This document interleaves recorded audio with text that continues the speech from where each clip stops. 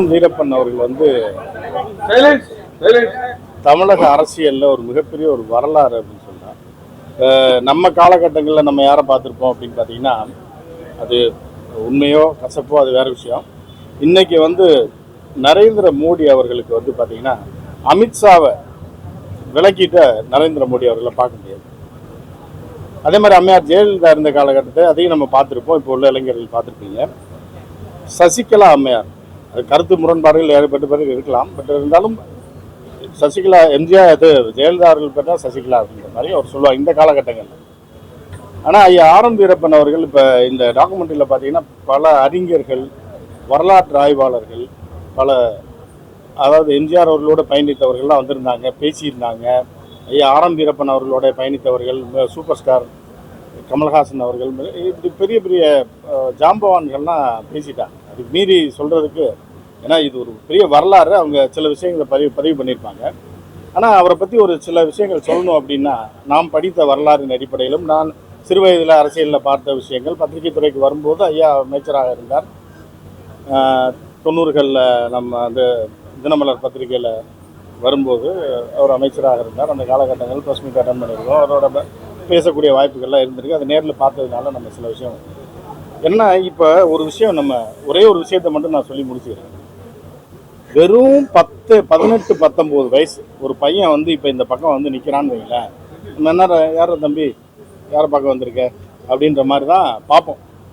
ஒரு அவரை விட சீனியராக இருக்கிறவர்கள் அப்படித்தான் ஒரு 18 வயது இளைஞனை பார்ப்போம். ஆனால் ஒரு 17, 18 வயது இளைஞன் தமிழகத்தில் மிகப்பெரிய ஆளுமையாக இன்றும் வரலாறு பேசி கொண்டிருக்கக்கூடிய, கிட்டத்தட்ட 70, 80 வருடங்களாக இன்றும் நம்முள் வாழ்ந்து கொண்டிருக்கக்கூடிய தந்தை பெரியார் அவர்கள் இன்றும் வரலாறாக இந்திய வரலாற்றிலே பல விஷயங்களை புரட்டி போட்ட அந்த வரலாறு ஒரு இளைஞர் 18, 19 வயசுல உள்ள ஒருத்தரை பார்த்து அவரை கரெக்டாக பிக்கப் பண்ணி அவரை தன்னுடைய உதவியாளராக, அவருக்கு வயசு எத்தனை 70, 80, அந்த காலகட்டங்களில் ஒருத்தரை கரெக்டாக ஐடென்டிஃபை பண்ணி தூக்குறாரு அப்படின்னா அவர் எவ்வளோ பெரிய ஒரு, அதாவது ஐயா ஆர்.எம். அவர்கள் வந்து பொறுத்தளவுக்கு பார்த்தீங்கன்னா ஒரு பெரிய ஒரு ஃபிகர்லாம் கிடையாது. ஒரு 5 அடி 6 அடி உருவம், அப்படியே பாஜானு பாகவான உருவம், அப்படியே செக்கச்செவன் அப்படி சுண்டி விட்டார் ரத்தம் வர மாதிரியான ஒரு ஃபிகர் கிடையாது. நம் தமிழர்கள் எப்படி இருப்பாங்களோ மிக சாதாரணமாக ஒரு கிராமத்து இளைஞரை போல தோற்றமுடையவர். ஆனால் அவரை எப்படி ஐடென்டிஃபை பண்ணி பெரியார் தூக்கியிருக்காரு பாருங்க. அது மட்டும் இல்லாமல் 2 வருடத்தில் பேரறிஞர் என்று நீங்கள் பார்த்தீங்கன்னா அமெரிக்காவில் இன்று வரைக்கும் அண்ணாவை பற்றி பேசி கொண்டிருக்கிறார்கள் பல பல்கலைக்கழகங்களில். அவர் என்ன பண்ணாருன்னா 2 வருஷத்தில் எனக்கு அவரை கொடுக்குறீங்களா, யார ஆர்.எம். அவர்களை ஒரு 20 வயது இளைஞரை பெரியார்கிட்ட சொல்லி அவரை என் கூட நான் வச்சுக்கிட்டுமா ஐயான்னு சொல்லி அவருடைய பத்திரிகைக்கு ஆசிரியர், எத்தனை 20 வயசுல ஒரு பத்திரிகைக்கு ஆசிரியர், அதுவும் யார், ஜாம்பவான் அண்ணா மாதிரிலாம் ஒரு பேரறிஞர். இன்றைக்கு வரைக்கும் அவருடைய ஒவ்வொரு வார்த்தையும் அவர் நாடாளுமன்றத்தில் பேசினதும் தமிழக அரசியலில் செய்தது நாம் வந்து வழிகாட்டியாக அவரை ஏற்றுக்கொண்டிருக்கிறோம்.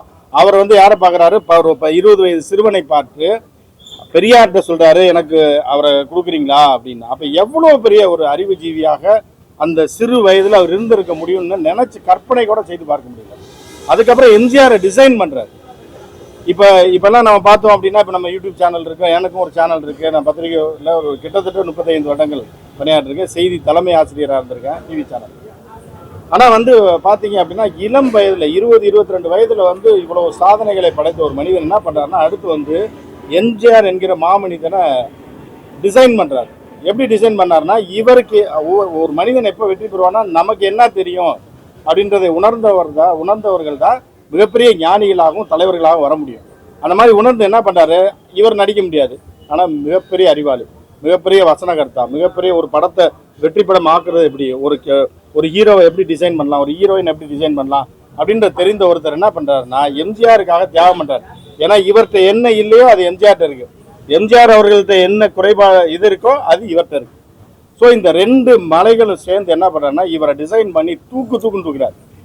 ஒவ்வொரு படத்துலையும், ஒவ்வொரு டைலாக்லையும், ஒவ்வொரு காட்சி அமைப்புலையும் தூக்குனது மட்டும் இல்லாமல், இப்போ இன்னைக்கு நம்ம பார்த்துருக்கோம் 1 லட்சம் பேர் கூடுறாங்க, 50,000 பேர் கூடுறாங்கன்னு சொல்லி இன்னைக்கு சில அரசியல் கட்சிகள்லாம் துவங்கி இருக்கிறாங்க, அவங்க கூட எல்லாம் இருக்கிறாங்கல்ல. அன்னைக்கு வந்து 1947 இளைஞனாக இருந்து உள்ளே வந்தவர் என்ன பண்ணுறாருன்னா, எம்ஜிஆர் அவர்கள் கட்சியை ஆரம்பிக்கிறதுக்கு எல்லா டிசைன் பண்ணி, கொடி டிசைன்லேருந்து எல்லாத்தையும் பண்ணி ஒரு மாநாடு 5 லட்சம் பேர் பங்கேற்கிறாங்க. எங்கள் மதுரையில் நடந்த மாநாட்டில் நாடோடி மன்னன் திரைப்படம், நாடோடி மன்னன் திரைப்படத்தில் எம்ஜிஆர் சொந்த தயாரிப்பு, அதெல்லாம் பெரியவங்களுக்கு எல்லாமே தெரியும், தெரிஞ்சவங்களுக்கு நான் சொல்ல வரல. அந்த படம் வெற்றி பெற்றால் மன்னன், தோல்வி அடைந்தால் நாடோடி அப்படின்ற நிலைமைக்கு எம்ஜிஆர் வந்து காயின் சுண்டி போடுற மாதிரி, ஒன்று தெருவுக்கு போகிறோமா இல்லை மன்னன் ஆகிறோமா அப்படின்னு. அதற்கு பின்புலத்தில் இன்னும் அந்த கதை, திரைக்கதை எல்லாத்தையும் பார்த்தது மட்டும் இல்லாமல் இணை தயாரிப்பாக இருக்காங்க. படத்தை முடிக்க முடியல, திரு ரஜினிகாந்த் அவர்கள் சொல்லியிருப்பாங்க, லைட்டாக டச் பண்ணிட்டு போயிருப்பாங்க. அந்த படத்தை முடிக்க முடியல, பணம் பத்தலை, 1 லட்ச ரூபாய் ஏதோ பத்தலை. அது ஒரு பெரிய தொகை அந்த காலத்தில். ஏவிஎம் செட்டியார் அவர்கள்ட்ட போய் கேட்குறாங்க ஆர்மி அவர்கள். கேட்கும்போது அவர் என்ன சொல்கிறாருன்னா, எம்ஜிஆர் வந்து கையெழுத்து போட சொல்லுங்க. ஏன்னா எம்ஜிஆர் சூப்பர் ஸ்டார், அப்போ அவருக்கு ஒரு வேல்யூ இருக்குது. அப்போ ஒருவரை உருவாக்கி அவர் மேலே எவ்வளோ மரியாதையும் அன்பும் வைத்திருந்தால் அந்த கூட இருக்கிறவங்க அவங்களை எப்படி கடைசி வரைக்கும் கண்ணில் இமை மாதிரி பாதுகாத்திருக்காரு அப்படின்றது அது ஒரு உதாரணம். அப்போ இந்த பணத்தை கேட்கும்போது அவர் செட்டியார் அவர்கள் சொல்கிறாங்க, அவரை வந்து எம்ஜிஆர் வந்து கையெழுத்து போட சொல்லுங்க அப்படின்னு. ஆரம்பி சொல்கிறாரு சிரிச்சுக்கிட்ட. ஏன்னா செட்டியார் மிகப்பெரிய ஒரு மலை அவர் சினிமாவில். இந்த பக்கம் பார்த்தீங்கன்னா மிகப்பெரிய சூப்பர் ஸ்டார் எம்ஜிஆர் அவர்கள். ஆனால் ஒரு இது இருக்கத்தானே செய்யும், ஒரு ஏதோ ஒன்று இருக்கத்தானே செய்யும். அவர் நேரம் வந்து கேட்க மாட்டாரா, பணம் கேட்குறாரா, வரமாட்டாரா அப்படிங்கும்போது ஆரம்பி அவர்கள் சொல்கிறாரு சிரிச்சுட்டு, ஐயா இது வந்து அவர்கள் பதிவு செய்தது, அந்த தரப்பும் பதிவு செய்தது, இந்த தரப்பும் பதிவு செய்தது. என்ன சொல்லியிருக்காங்கன்னா, நான் வேணா கையெழுத்து போகிறேங்கும் போது ஆரம்பி வீரப்பன் அவர்கள் வந்து ஒரு துணை தயாரிப்பாளர், அந்த படத்துக்கு வந்து தயாரிப்பாளர் அவர். இருந்தாலும் அவருக்கு என்ன அவ்வளோ பணம் அவரை நம்பி இல்லாமல் எம்ஜிஆர்னா கால்ஷீட் வாங்கிக்கலாம் அப்படின்னு நினச்சிருந்துருக்கலாம். அப்போ என்ன பண்ணுறாருன்னா, இலங்கையோட ரைட்ஸை நாடோடி மன்னனுடைய, அப்போ வந்து இலங்கையில் ஒரு மிகப்பெரிய ஒரு மார்க்கெட் இருந்தது. நாங்கள் சின்ன வயசில் பார்க்கும்போதும் ஒரு பெரிய மார்க்கெட் இருந்தது. அப்போ இலங்கையில் ரைட்ஸை செட்டியார் அவர்களுக்கு எழுதி கொடுத்து எம்ஜிஆர் வந்து கையெழுத்து போட்டு கடன் வாங்க மாட்டார் அப்படின்ற ஒரு நிலை. ஏன்னா அன்றைக்கி எம்ஜிஆர் அவர்களுக்கே அந்த நிலையாக தான் இருந்திருக்கு பண விவகாரத்தில்.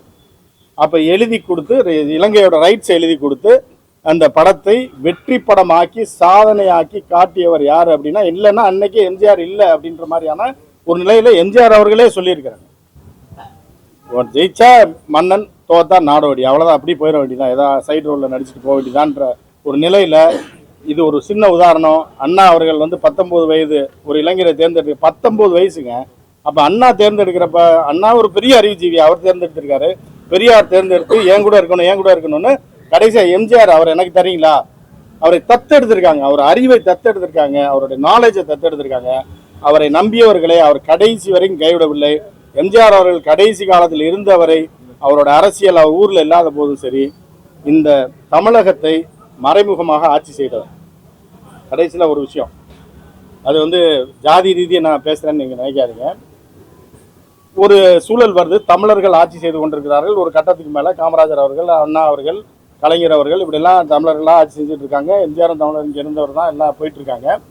அப்போ ஒரு லாபி நடக்குது. எம்ஜிஆர் அவர்கள் இறந்த பிறகு என்ன நடக்கிறான்னா, எப்போவுமே என்னோட சேனல் நான் சொல்லுவேன், அதோட உள்குத்த சொல்லுவேன் கட்டாயம். அந்த மாதிரி இதில் என்ன அப்படின்னு பார்த்தீங்கன்னா, எம்ஜிஆர் அவர்களுக்கு பிறகு ஆர்.எம். வீரப்பன் அவர்கள் முதலமைச்சராக வருவதற்கு டெல்லியில் எல்லா லாபியும் நடந்துக்கிட்டு இருக்கு. ஒரு சிலை திறப்பு விழா, அந்த ஃபோட்டோ கூட இப்போ கையில் இல்லை. அந்த ஃபோட்டோ, அந்த சிலை திறப்பு விழாவுக்கு என்னன்னா, ஜனாதிபதி வருகிறார், அதுக்கு கீழே ஆர்.எம். வீரப்பன் பேர் தான் இருக்கு. அப்படிலாம் எல்லாம் ரெடி பண்ணிட்டாங்க, இவர் தான் முதலமைச்சர் அப்படின்னு. ஆனால் ஒரு ஜாதி ரீதியிலான ஒரு பெரிய லாபி ஒர்க் அவுட் பண்ணி, இவர் வரக்கூடாது, இந்த குறிப்பிட்ட ஜாதியை, இதுதான் தமிழகம், நீ நல்லா தெரிஞ்சுக்கங்க, அந்த இது எப்படி உடைக்கப்பட்டதுன்றதை நான் சொல்லி முடிச்சிடறேன். இந்த ஜாதியை சேர்ந்தவர்கள் வர வேண்டும்னு வந்து டெல்லியில் ஒரு லாபி பண்ணுறாங்க. அப்படி வந்தவர் தான் அம்மையார், அவருடைய மனைவி. திடீர்னு மனமாற்றம் அடைந்து வர்றாங்க, அவங்களையும் பேக்லேருந்து காப்பாற்றுறாரு. அதுக்கு அடுத்து அம்மையார் ஜெயலலிதா வராங்க, அதே ஜாதியை சேர்ந்தவர். ஆனால் அதுதான் தமிழகம். அம்மையார் ஜெயலலிதா அந்த ஜாதியினராக நடந்து கொள்ளவில்லை அப்படின்றது உங்களுக்கு எல்லாருக்குமே தெரியும். அவர் அதையும் உடைச்சு அவர் என்னென்னலாம் பண்ணார். ஏன்னா இது தமிழகம், இது திராவிட பூமி என்பதனால் ஆர்.எம். வீரப்பன் அவர்கள் என்ன நினைச்சார்களோ, அவர்கள் என்ன நினைச்சு 2 பேரை கொண்டாந்தாங்களோ, அவர்கள் 2 பேரும் அவர்களுக்கு எதிராகவே திரும்பியது ஒரு காலத்தின் கட்டாயமாக வந்தது அப்படின்னு பார்க்குறீங்க. ஆர்.எம். வீரப்பன் என்கிற அந்த ஒரு லெஜண்ட், அவருடைய அந்த டாக்குமெண்ட்ரியில் ஒரு மூத்த பத்திரிகையாளர்ன்ற வகையில் என்னை மாதிரி நிறைய பத்திரிகையாளர்கள் இருக்காங்க தமிழ்நாட்டில். எனக்கு வாய்ப்பு அளித்ததுக்கு நன்றியை தெரிவித்துக் கொள்கிறேன். நன்றி.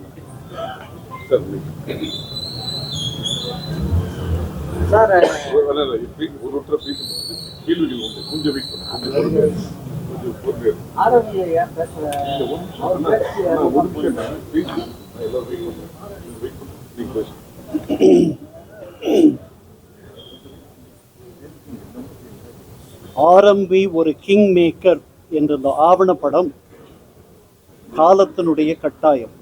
இது அவர்கள் குடும்பத்தினர் அவருக்கு செய்கின்ற அஞ்சலி மட்டுமல்ல, தமிழர்களுக்கு வரலாற்றை ஆவணப்படுத்தும் பழக்கம் இல்லை. இது ஒரு நல்ல முயற்சி.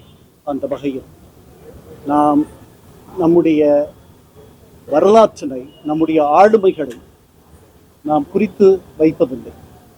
நமக்கு குடும்ப பெயர்களே ஒரு 3 தலைமுறைக்கு பிறகு மீண்டும் மீண்டும் பேரன் தாத்தாவனுடைய பெயரை எடுத்துக்கொள்ளும் மகனுடைய மூத்த மகன், பாட்டியினுடைய பெயரை எடுத்துக்கொள்ளும் மூத்த மகள் என்ற அளவில் ஒரு 3 தலைமுறைக்கு பிறகு, ஒரு 3 தலைமுறைக்கு அப்பால் தமிழர்களுக்கு அவர்களுடைய சொந்த குடும்பத்தையே தெரியாத அளவிற்குத்தான் தமிழகத்தில் வரலாற்றை பதிவு செய்யும் ஒரு பழக்கமும் இவ்வளவு நாள் நமக்கு இருந்திருக்கு.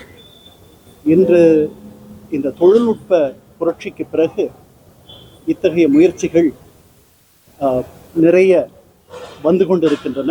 இதில் முதல் முயற்சி இந்த முயற்சி. ஆரம்பி அவர்களுடைய வெற்றி என்பது இந்த திராவிட இயக்கத்தினுடைய வெற்றி. பின்னணியற்றவர்களை முன்னணிக்கு கொண்டு வந்த, சமூக பின்னணியற்றவர்களை முன்னணிக்கு கொண்டு வந்த இயக்கம் இந்த திராவிட இயக்கம். அதில் மெத்த படிக்காமல், எனக்கு முன்னால் பேசிய உமாவதி சொன்னது போல் மிகுந்த கவர்ச்சிக்குரிய ஒரு நாயக தோற்றத்தையும் வைத்திராமல் இருந்த ஆரம்பி என்ற அந்த குள்ள மனிதர் பல ஆளுமைகளின் உள்ளத்தை போய் குடிகொண்டார். அவர்களை செதுக்கும் சிற்பியாக அவர் உயர்ந்தார். அவருடைய விடாமுயற்சி, அவருடைய விடா உழைப்பு, அவருடைய சமயோசிதம், அவருடைய அறிவு நுட்பம், இவை அவரை அந்த உயரத்திற்கு அழைத்து சென்றது. அவருடைய படங்களில் அவர் சொல்லுகின்ற கருத்துக்களும், நாயகனை அவர் உயர்த்திய விதமும் வெகு சிலர் மட்டுமே செய்யக்கூடியது. அண்ணா என்ற ஒரு மனிதரால் எம்ஜிஆர் இடத்தில் வந்து சேரும் அவர் அண்ணாவுக்கு மிகப்பெரிய அஞ்சலியை செலுத்தக்கூடிய ஒரு பாடலை தன்னுடைய படத்தில் வைத்தார். மணிப்பயல் என்ற படத்தில், காஞ்சியிலே ஒரு புத்தன் பிறந்தான், அவன் கருணையினால் எங்கள் நெஞ்சம் நிறைந்தான், அண்ணாவென்ற பெயரில் அழைக்கப்பட்டான், 1000 தலைமுறை தழைக்க வந்தான் என்ற புலமைப்புத்தனுடைய வரிகளை வைத்து அண்ணாவுக்கு சாகா வரம் பெற்ற ஒரு பெயரை, அமரத்துவம் பெறக்கூடிய ஒரு இடத்தை தன்னுடைய படங்களில் அவர் பொறித்தார். இந்த எளியவர்களுடைய வாழ்க்கை, எளியவர்கள் ஏற்றம் பெறலாம், அவர்கள் உழைப்பதற்கு தயாராக இருந்தால், அவர்கள் ஒரு பேராவல், அம்பிஷன் என்று ஆங்கிலத்தில் சொல்லுவோமே, அந்த அம்பிஷன் இருக்கக்கூடிய எல்லா இளைஞர்களும் அவர் எட்டிய உயரத்தை எட்ட முடியும் என்பதற்கு இந்த ஆவணப்படம் ஒரு நல்ல சாட்சி. இது அவருடைய குடும்பத்தார் அவருக்கு செய்யும் அஞ்சலி மட்டுமல்ல, தமிழகமே அவரை போன்ற ஒரு ஆளுமையை போற்ற வேண்டிய போற்றுவதற்கு ஒரு தொடக்க விழாவாக இந்த ஆவணப்படம் அமையும் என்று நான் கருதுகிறேன்.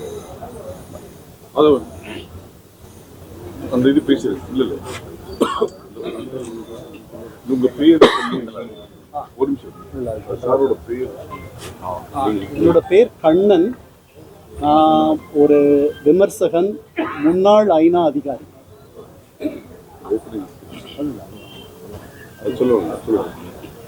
ரொம்ப ரொம்ப மகிழ்ச்சியாக இருக்குது. அதாவது என்னென்னா, அடுத்து வரும் தலைமுறைகள் ஆரம்பி அப்படிங்கிற அந்த மகத்தான மனிதரை பற்றி தெரிந்து கொள்வதற்கான ஒரு மிகப்பெரிய ஆவணப்படம். இன்னும் சொல்லப்போனால் எம்ஜிஆர் என்ற அந்த 3 எழுத்திற்கு பின்னால் இருந்த அந்த 3 எழுத்து மந்திரம் ஆரம்பிங்கிறது ஒரு தெளிவாக இந்த ஆவணப்படத்திலேருந்து தெரிய வருது. இதில் கூறிய அத்தனை விஷயங்களும் வியக்க வச்ச ஒரு தருணம் அது. உண்மையிலே இந்த ஆவணப்படம் மூலியமாக அவருடைய நூற்றாண்டில் இன்னைக்கு இருக்கக்கூடிய மக்கள் அவரை பற்றி தெரிந்து கொள்ள வேண்டும். அவர் போல ஒரு மனிதர் இருக்க வேண்டும், ஒரு நல்ல தலைமையை உருவாக்க அப்படிங்கிறதான் நம்ம தெரிஞ்சுக்க வேண்டிய ஒரு விஷயம்.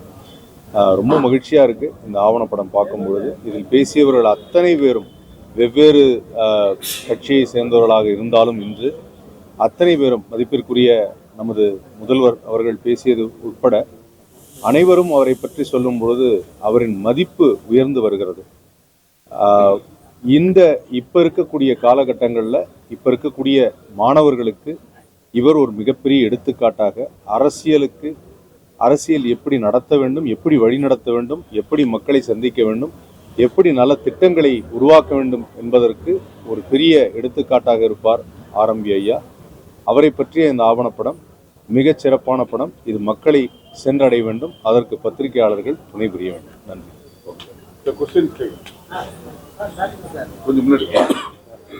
பல இடங்கள்ல ஆரம்பி ஐயா ஒரு மாபெரும் அறிஞர். அது எங்களுக்கு தெரியும். நாங்கள் தாய் பத்திரிகையிலேருந்து வேலை பார்க்கறதுலேருந்து எங்களுக்கு அவர் நட்பு உண்டு.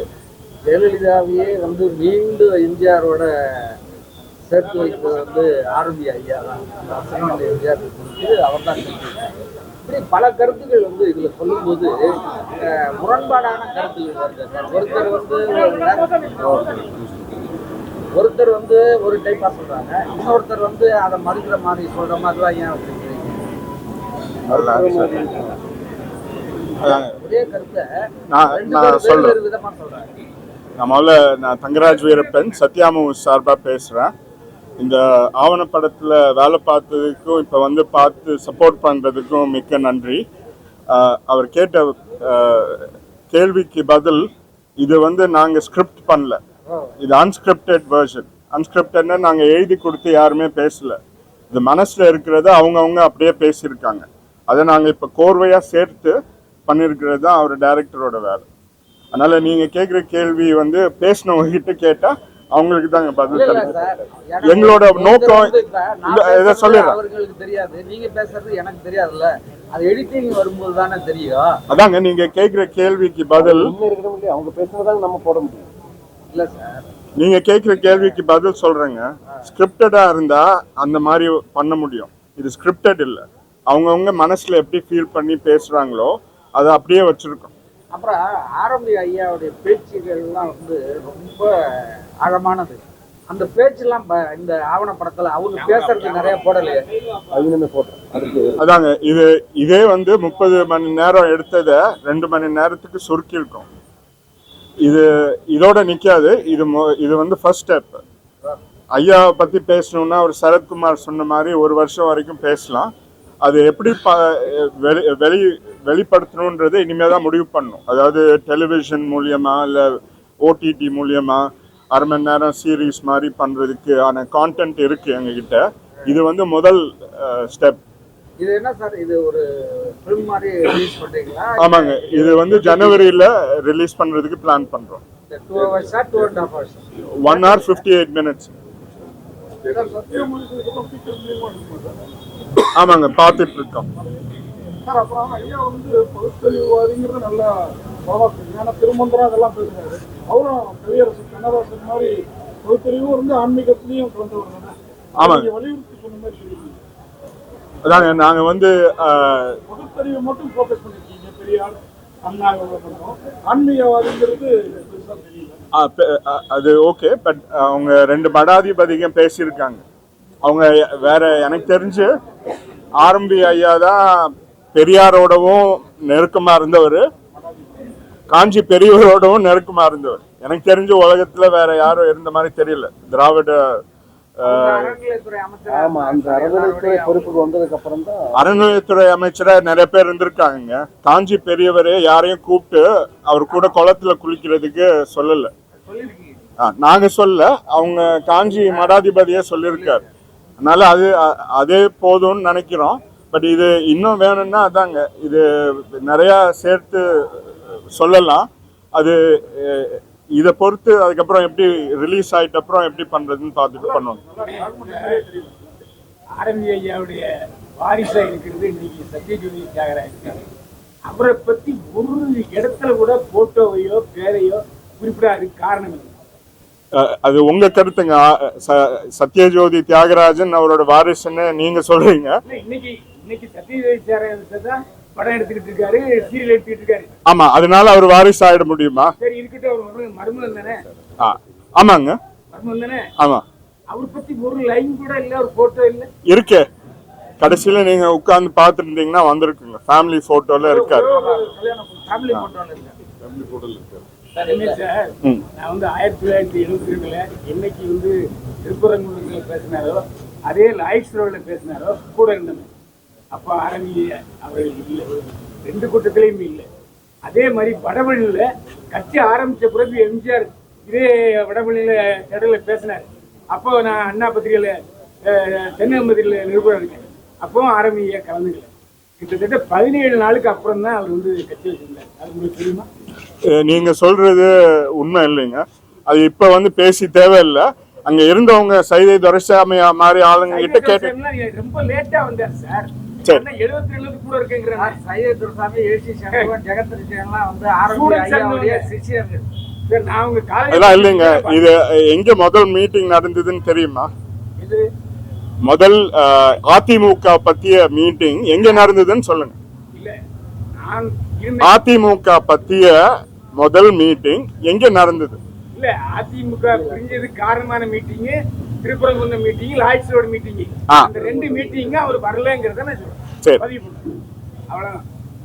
லட்டா படம் இருக்கு சத்யாமூர்த்தி. இது வந்து ரீரிலீஸ் பண்ணுவீங்க சார், நிறைய பெரிய பெரிய வெற்றி படங்கள். ஆமாங்க, என்னென்ன படம் பண்ணுவீங்க? இப்ப பாஷா ரீரிலீஸ் பண்ணோம் கூலிக்கு முன்னாடி. இப்ப இதே கனி ஓடிட்டு இருக்கு. 200 நாள் முடிய போது, அதுவும் ஒரு விழாவா வரும். நாளைக்கு காவல்காரனோட ட்ரெய்லர் ரிலீஸ் பண்றாங்க, அதுவும் அடுத்த வருஷம் வருங்க. அதே மாதிரி 3 முகம் எங்க படம் எல்லாமே டிஜிட்டலா ரீமாஸ்டர் பண்ணியிருக்கோம். ஒன்னா அது மார்க்கெட்டை பொறுத்து எப்படி இருக்கோ வருங்க. ரஜினி சார் எப்பவுமே வந்து யாருக்கும் வார்த்தை விட மாட்டாரு, வார்த்தை கொடுக்க மாட்டாரு.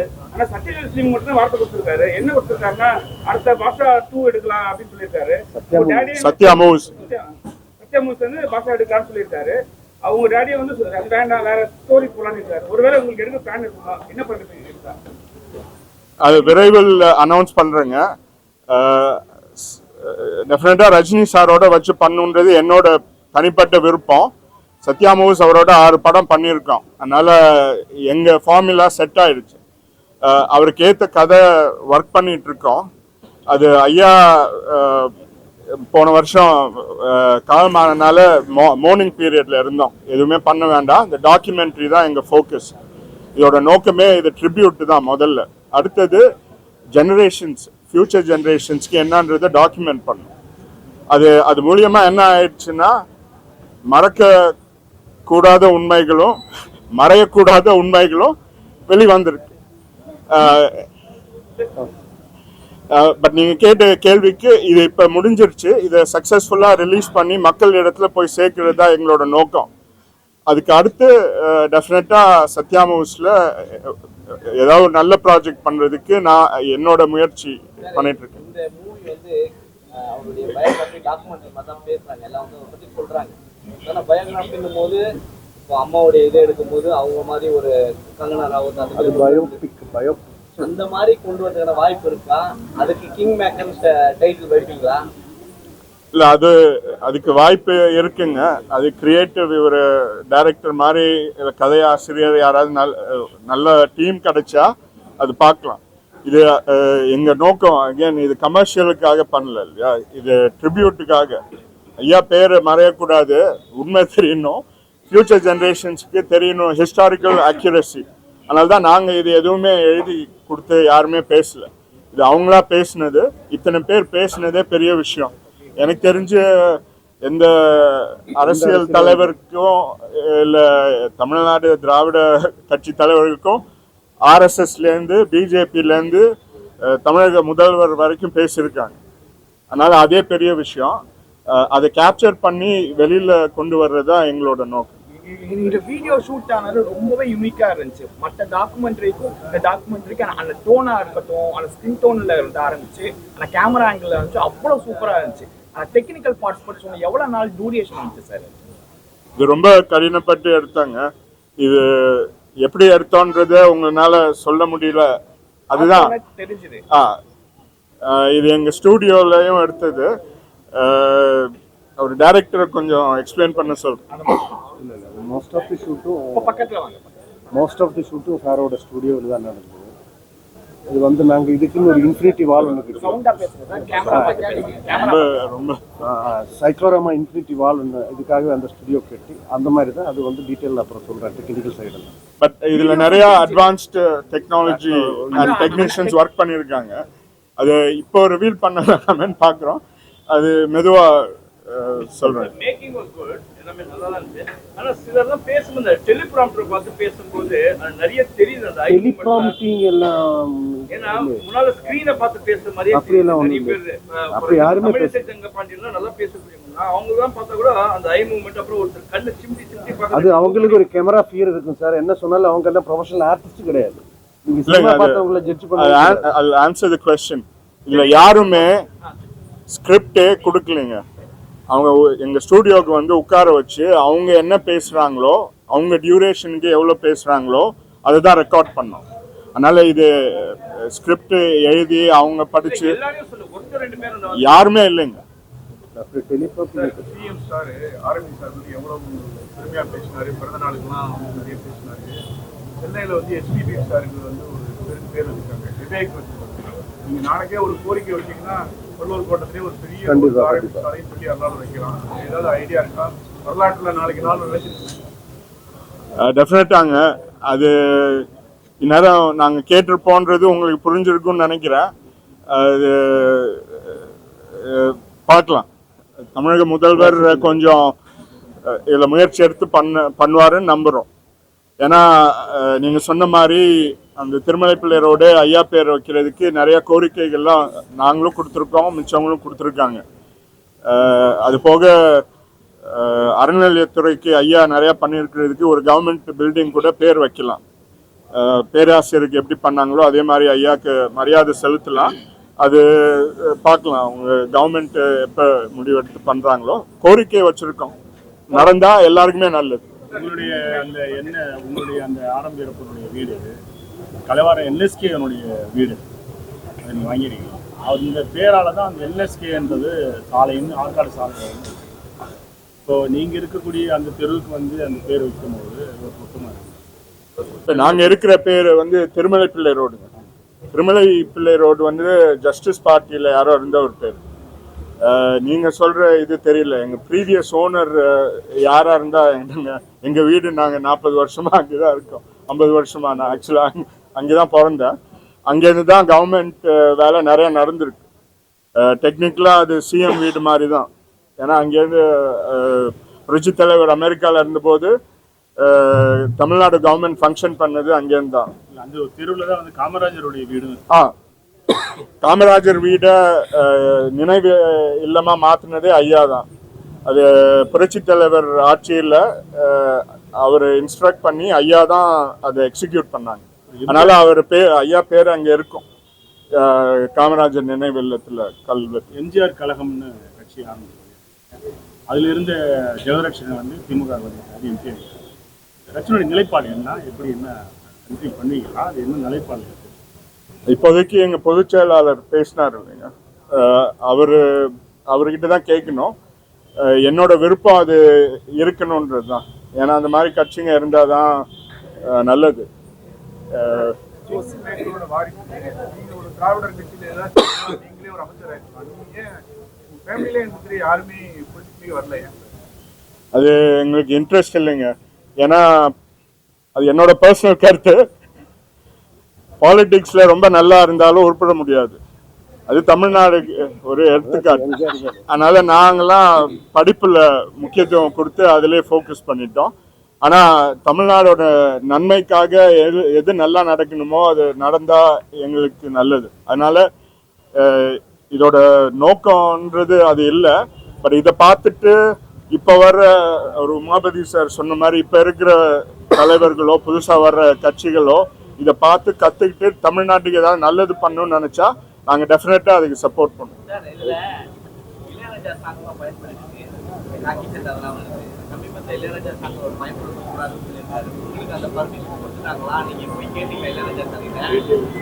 நாங்கள் தாங்க ப்ரொடியூசரு.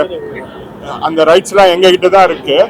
நாங்களும் அவரோட சேர்ந்து கேஸ் போட்டிருக்கணும். நாங்கள் வேற பிஸியாக இருந்தனால அதை பார்க்கல. அது எனிவே அது ஒரு பெரிய கொஸ்டின் மார்க் இருக்கு.